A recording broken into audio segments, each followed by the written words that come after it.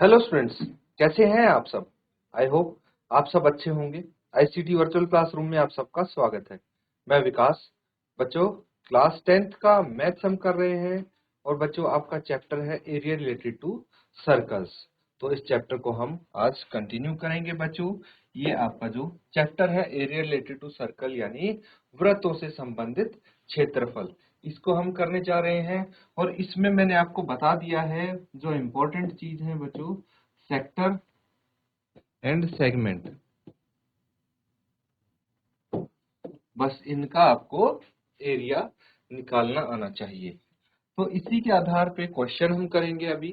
चलिए question number 7 देखिए, note down कीजिए क्या है। अ chord of a circle of radius 12 centimeter subtends an angle of 120 degree at the center. Find the area of the corresponding segment of the circle. Use pi is equal to 3.14 and under root is equal to 1.73. तो basically त्रिज्या 12 centimetre वाले एक वृत्त की कोई जीवा केंद्र पर 120 डिग्री का कोण अंतरित करती है। संगत वृत्तखंड का क्षेत्रफल ज्ञात कीजिए। तो यहाँ पे एक वृत्त है, ठीक है, एक सर्कल है, वृत्त है। अब यहाँ पे एक कोड है, ठीक है। और ये कोड क्या करती है, ये कोड, ये जीवा जो है सेंटर पे 120 डिग्री का कोण बनाती है, एंगल ऑफ 120 डिग्री, ठीक है। 120 डिग्री का कोण यहाँ पे बनाती है। और क्या बोला गया है, जो इसका रेडियस है वो कितना है, 12 सेंटीमीटर, ठीक है। तो अगर यहाँ पे कोई कोण 120 डिग्री का कोण बनाती है विद 12 सेंटीमीटर रेडियस, तो आपको क्या बताना है, एरिया बताना है कोरेस्पॉन्डिंग सेगमेंट। जो इसका कोरेस्पॉन्डिंग सेगमेंट है, संगत वृत्तखंड का क्षेत्रफल आपको बताना है। तो चलिए इसको नोट डाउन कीजिए क्वेश्चन को और जल्दी से सॉल्व कीजिए। अगर बच्चों क्वेश्चन नहीं समझ में आया है तो हैंड रेज करके पहले आप क्वेश्चन दोबारा से पूछ सकते हैं, मैं फिर एक्सप्लेन कर दूंगा। और समझ में आ गया है तो जल्दी से इसको सॉल्व करेंगे।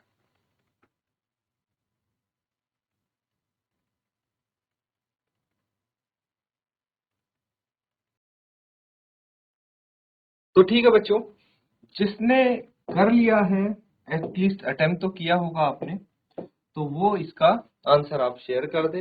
अदरवाइज यहाँ पे देखिए सॉल्व कैसे करना है, साथ में करते हैं।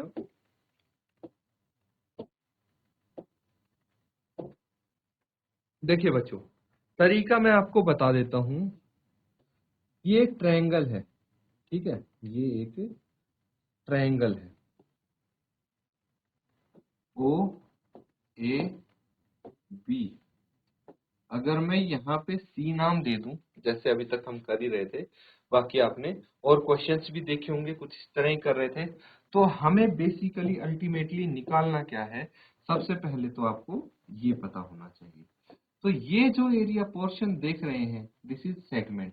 ये सेगमेंट का क्षेत्रफल आपको निकालना है, ठीक है। इस सेगमेंट का क्षेत्रफल आपको निकालना है, क्लियर है। अब कैसे निकालेंगे, ये जो आप सेक्टर देख रहे हैं, ओ ए सी बी, ओ ए सी बी, इसमें से जो ट्रायंगल है ओ ए बी, इसका एरिया माइनस करना है, ठीक है। तो आपका आंसर आ जाएगा, है ना। ये पूरा सेक्टर है, इसके एरिया में से ये ट्रायंगल का एरिया माइनस कर दीजिए, तो आपके पास सेगमेंट का एरिया आ जाएगा, यानी वृत्तखंड का एरिया, वृत्तखंड का क्षेत्रफल आपके पास आ जाएगा इजी। अब सबसे पहला सवाल तो ये है कि भाई जो ये ट्रायंगल है, इसका एरिया कैसे निकाला जाए। भाई सबसे इंपॉर्टेंट क्वेश्चन तो यही है। तो हम एक काम करते हैं, हम यहाँ पे पॉइंट ओ से, ठीक है, पॉइंट ओ से एक परपेंडिकुलर यहाँ पे ड्रॉ करते हैं, किस पे, कोड ए बी पे, ठीक है। Let us draw a perpendicular इसका नाम रख लीजिए आप OP, ठीक है। Let us draw a perpendicular OP on the code, किस पे, AB पे, कोड AB पे एक परपेंडिकुलर हम ड्रॉ कर लेते हैं। क्लियर है। अब देखिए परपेंडिकुलर अगर हम ड्रॉ करेंगे तो ये कोण 90 डिग्री का हो जाएगा कि नहीं हो जाएगा, ये कोण 90 डिग्री का हो जाएगा। क्लियर है। चलिए हमें इसी से मतलब था, तो अब हम क्या कर सकते हैं, इन ट्राइंगल AOP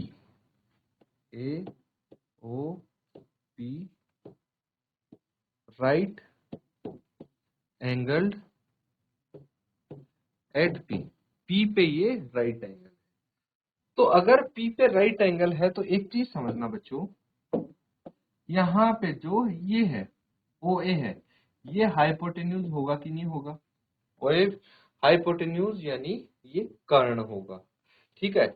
अब ये कर्ण होगा तो यहाँ पे हम एक चीज और हम देख सकते हैं, अगर ये परपेंडिकुलर है तो ये क्या होगा, ये बाइसेक्ट कर देगा जो कि 60 डिग्री होगा, है ना, ये 60 डिग्री का कोण हो जाएगा POA।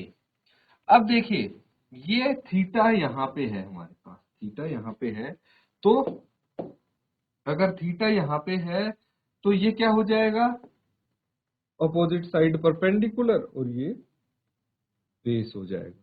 क्लियर है। अब हमें पता है थीटा कितना है, इसका थीटा पता है और एक साइड पता है ना। तो हमने जो ट्रिग्नोमेट्री वाला चैप्टर था उसमें हमने सीखा था, क्या सीखा था बच्चों, उसमें हमने सीखा था कि जो हाइपोटेन्यूज होता है, ठीक है, और हम एक चीज ले लेते हैं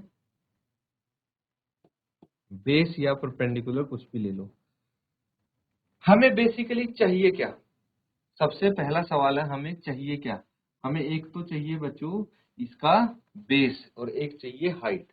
जो ट्रायंगल AOB है इसका आधार और ऊंचाई मिल जाए तो हम इसका क्षेत्रफल निकाल सकते हैं, बस वही कोशिश हम कर रहे हैं। तो देखिए बेस बटे हाइपोटेन्यूज क्या हो जाएगा, पंडित बद्री प्रसाद हर हर बोल, यही सीखा था हमने। तो बेस बटे हाइपोटेन्यूज cos थीटा होगा, साइन थीटा एंड ये टेन थीटा, यही होता है। तो cos थीटा यानी यहाँ पे cos थीटा आ जाएगा।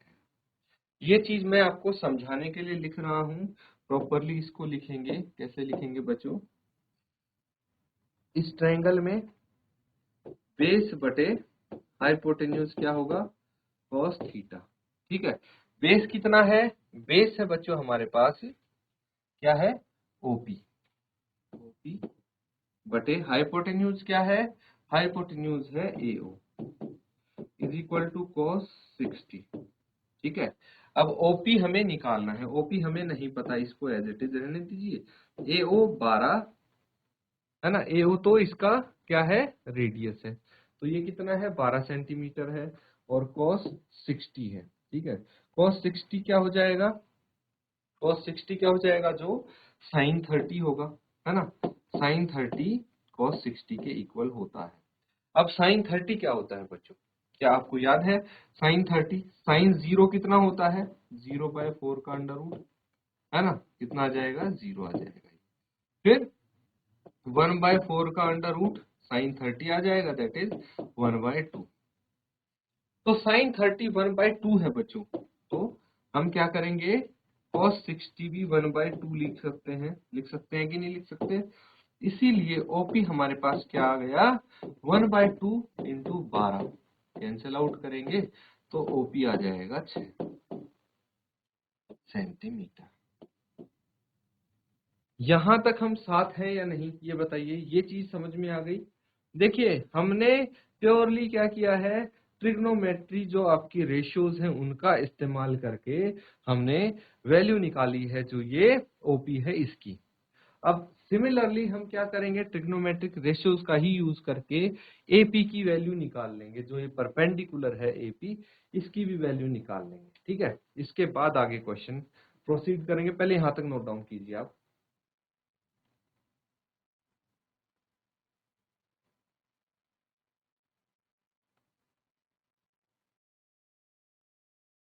तो बच्चों ये सब ने कर लिया है नोट डाउन। अब इसी ट्रायंगल में हम क्या करेंगे, हम परपेंडिकुलर निकालने की कोशिश करेंगे। तो क्या होता है नाउ, परपेंडिकुलर बाय हाइपोटेन्यूज, क्योंकि हाइपोटेन्यूज तो पता है हमें, P बाय H क्या होता है। देखिए अभी तक हमने B बाय H निकाला था, अब हम P बाय H निकाल रहे हैं, तो यानी साइन थीटा, है कि नहीं। और परपेंडिकुलर क्या है यहाँ पे, परपेंडिकुलर है AP, है ना, परपेंडिकुलर AP है और ये AO है। AP by AO is equal to sine 60। Values रखेंगे, AP हमें निकालना है, AO की वैल्यू 12 है और साइन 60 √3/2 होता है ना। ये वैल्यूज तो जो टेबल आपको बनाना आ गया है, बस उसी की हेल्प से लिख रहे हैं हम। AP कितना आ गया, AP आ गया √3/2 इंटू 12, कैंसल आउट कीजिए ये 6 आ जाएगा, तो AP कितना आ गया 6√3 सेंटीमीटर। अब AP 6√3 सेंटीमीटर हमारे पास आ गया है बच्चों। तो अब क्या चाहिए हमें, AP आ गया है, यहाँ पे AP आ गया है, ये हमें पूरा चाहिए। तो मैं ये बोल सकता हूं कि जो BA है, because BA is equal to twice of AP is equal to 2 into 6√3, कितना आ जाएगा ये आ जाएगा 12√3 सेंटीमीटर। ये चीज समझ में आ गई। अब हमें निकालना है area, area of a triangle. क्या हो जाएगा, हाफ बेस इंटू हाइट, 1/2 आधार गुना ऊंचाई, यही होता है। और एरिया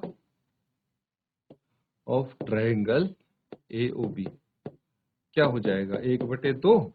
देखिए area of triangle AOB 1/2 into base क्या हो जाएगा AB और हाइट हो जाएगी OP, AB into OP। Clear है।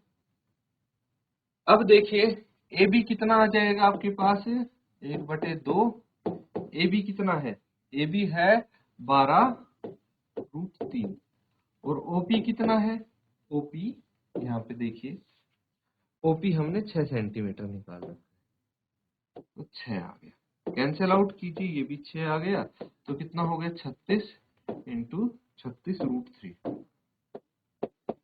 अब एक चीज और ध्यान दीजिए, यहाँ पे √3 की वैल्यू 1.73 है, वो रख देंगे हम, कितना रख देंगे 36 इंटू 1.73।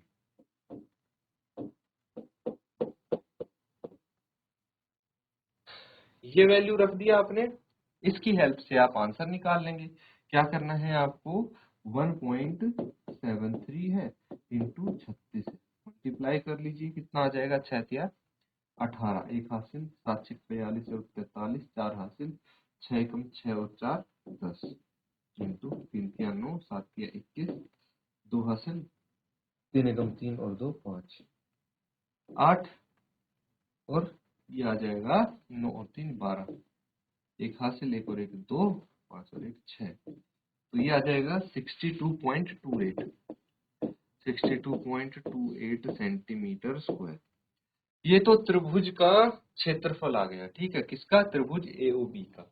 इसके बाद हम एरिया ऑफ सेक्टर निकाल लेंगे, AOCB, ठीक है, या OACB जो है उसका आप क्षेत्रफल निकालेंगे और उसके क्षेत्रफल में से त्रिभुज का क्षेत्रफल हम माइनस करेंगे।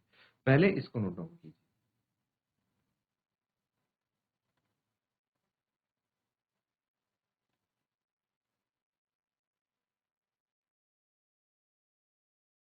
तो ठीक है बच्चों, ये चीज क्लियर है। देखिए आगे अब इसका एक और पार्ट है, क्या करना है, यहाँ पे हमने ये ट्रायंगल का एरिया निकाल दिया है, अब हम सेक्टर का एरिया निकालेंगे OACB, area of sector OACB जिसमें थीटा 120 है, ठीक है। तो चलिए एरिया ऑफ सेक्टर निकाल लीजिए, sector OACB is equal to theta by 360 into pi R square, और आर यहाँ पे कितना है, सीधा लिख दें हम 12 का स्क्वायर। चलिए आगे करते हैं इसको। 120 बटे 360 कितना आ गया, 3 पे जाएगा, 12 3 36 होता है, इंटू 3.14 इंटू 12 का वर्ग कितना होता है, 144। ठीक है, 144। अब क्या करना है बच्चों, अब इसको कैंसल आउट कर लीजिए। ये कितना आ जाएगा, 3 चौके 12 और 3 थे 24। ठीक है, ये आ जाएगा। अब इसको मल्टीप्लाई करेंगे, आप मल्टीप्लाई करके देखते हैं क्या आंसर आपका आ जाएगा, ये हमें चेक करना है। ठीक है, तो यहां से 3.14 इंटू 48 आप कर देंगे। ठीक है, 3.14 इंटू 48, 8 चौक 32, 3 हासिल, 8 एकम 8 और 3 11, 1 हासिल, 8 तिया 24 और 1 25 इंटू 4 चौक 16, 1 हासिल, 4 एकम 4 और 1 5, 4 तिया 12, 2 6 और 1 7, 5 और 5 10, 1 हासिल, 2 2 4 और 1 5, 1 का 1। ठीक है, और 2 डिजिट छोड़ के राइट से आप डेसिमल लगा देंगे, तो ये कितना आ गया, 150.72 सेंटीमीटर स्क्वायर। क्लियर है, तो ये यहाँ पे एरिया ऑफ सेक्टर आया है। हमें चाहिए क्या भाई, हमें तो चाहिए area of segment. Area of segment, area of segment क्या है, एरिया ऑफ सेगमेंट होता है एरिया ऑफ सेक्टर OACB। इसको मैं इरेज कर देता हूं, ये सिर्फ मल्टीप्लीकेशन पार्ट है, minus area of triangle AOB। तो जो आपका वृत्तखंड है उसका क्षेत्रफल कैसे आएगा, जो त्रिज्यखंड OACB का क्षेत्रफल हमने निकाला है जो कि 150.72 सेंटीमीटर स्क्वायर है, इसमें से एरिया ऑफ जो त्रिभुज का क्षेत्रफल है वो माइनस करना है। कितना आ जाएगा, देखिए एरिया ऑफ सेक्टर यहाँ पे 150.72 है, एरिया ऑफ ट्रायंगल कितना है 62.28। क्या आएगा, माइनस कर लीजिए 150.72 माइनस 62.28, 12 माइनस 8 4, 6 माइनस 2 4, और ये 10 माइनस 2 8, और ये 14 माइनस 6 8, और 88.44 सेंटीमीटर स्क्वायर आ गया आपका क्षेत्रफल। ठीक है, नोट डाउन कर लीजिए इसको।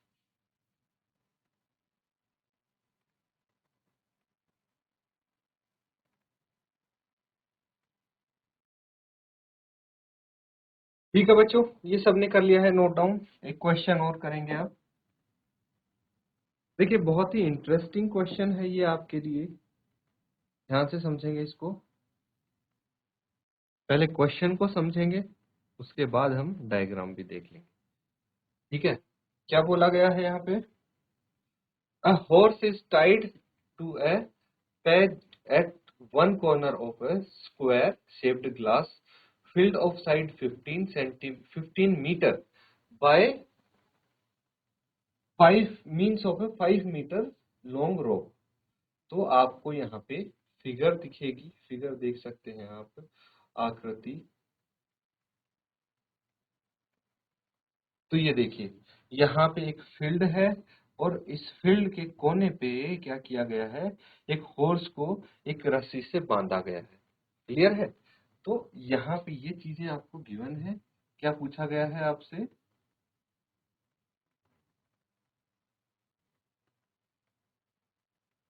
आपसे पूछा गया है द एरिया, फाइंड करना है आपको, find the area of that part of the field in which the horse can graze.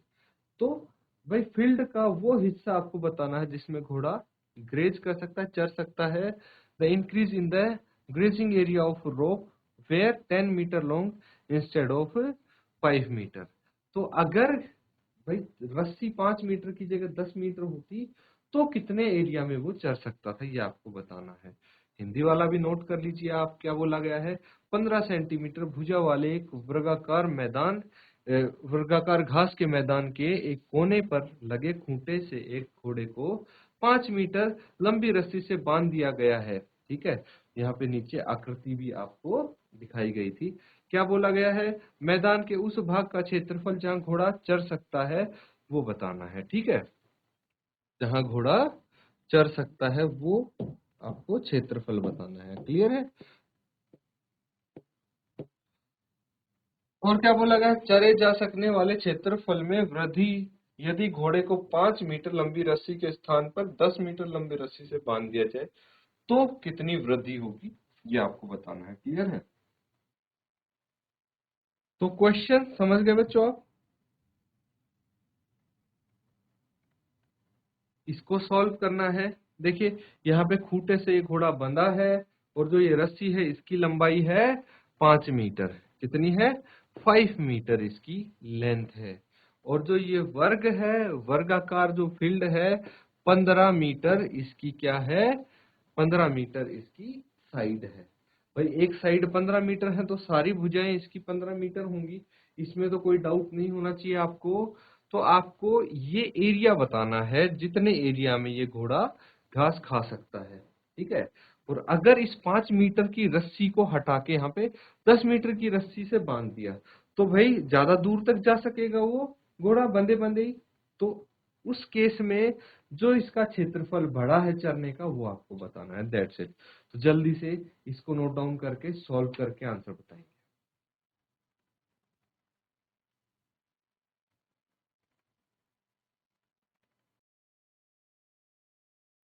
तो बच्चों देखिए यहाँ पे कैसे आपने सॉल्व किया होगा इसको, चलिए मैं आपको बता देता हूं। यहाँ पे जो ये रस्सी है, ठीक है, ये 5 मीटर लंबी है, ये मान लीजिए। तो ये रस्सी 5 मीटर मैक्सिमम जा सकती है और यहां से यहां तक जितनी भी ये रस्सी जाएगी, कितनी जाएगी, ये 5 मीटर तक ही जाएगी। तो अगर ये पूरा एक हम सर्कल मान लें, ठीक है, इस पूरे को एक सर्कल मान लें तो इस सर्कल का रेडियस कितना हो जाएगा, 5 सेंटीमीटर हो जाएगा, 5 मीटर हो जाएगा। ठीक है, 5 मीटर हो जाएगा और ये इसका एक क्वाड्रेंट हो जाएगा, है ना, एक क्वाड्रेंट हो जाएगा, या फिर इसको आप सेक्टर मान सकते हैं। और आप सेक्टर का एरिया तो इजीली निकाल सकते हैं, क्या होता है, theta by 360 by R square. आपके पास आर भी है और थीटा 90 डिग्री होगा अगर ये क्वाड्रेंट है तो। देख पा रहे हैं ये क्वाड्रेंट है क्योंकि ये एक जो वर्ग है उसका कोना है ना, वर्ग का कॉर्नर क्या होता है, 90 डिग्री का होगा। तो यहां से आपको पता लग गया कि भाई ये घोड़ा कितना एरिया चर सकता है, जो इस सेक्टर का एरिया आएगा उतना एरिया चर सकता है। ये चीज तो क्लियर है। इसके बाद अगर ये रस्सी बढ़ के हो गई 10 मीटर, ठीक है, कितना, ये टोटल हो गई 10 मीटर, तो भाई यहाँ पे एरिया कुछ ऐसे बनेगा, है कि नहीं। तो ये एक बड़ा सर्कल मान लीजिए, है ना, बड़ा सर्कल मान लीजिए। तो अब आप एरिया निकालेंगे बड़े सेक्टर का, theta by 360 into pi R square होगा, लेकिन यहाँ पे आर 10 मीटर हो जाएगा, बाकी सब सेम रहेगा, आर 10 मीटर हो जाएगा। तो बस जो ये एरिया है और ये एरिया है, बड़ा कौन सा है, ये है। तो बड़े क्षेत्रफल में से छोटा क्षेत्रफल आप निकाल लेंगे और आप एरिया जो बढ़ा है, इंक्रीज इन ग्रेजिंग एरिया, जो चरने वाला क्षेत्रफल है वो बढ़ जाएगा, जितना बड़ा है वो आ जाएगा। ठीक है, ये मैंने आपको तरीका बता दिया है इसको सॉल्व करने का, लेकिन बच्चों इसको आप होमवर्क में कंप्लीट करेंगे। ठीक है, तो इसको अच्छे से नोट डाउन कर लीजिए ताकि इसको होमवर्क में आप कर सकें। इसी के साथ बच्चों आज का सेशन हम यहाँ पे एंड करेंगे। Thank you and have a nice day.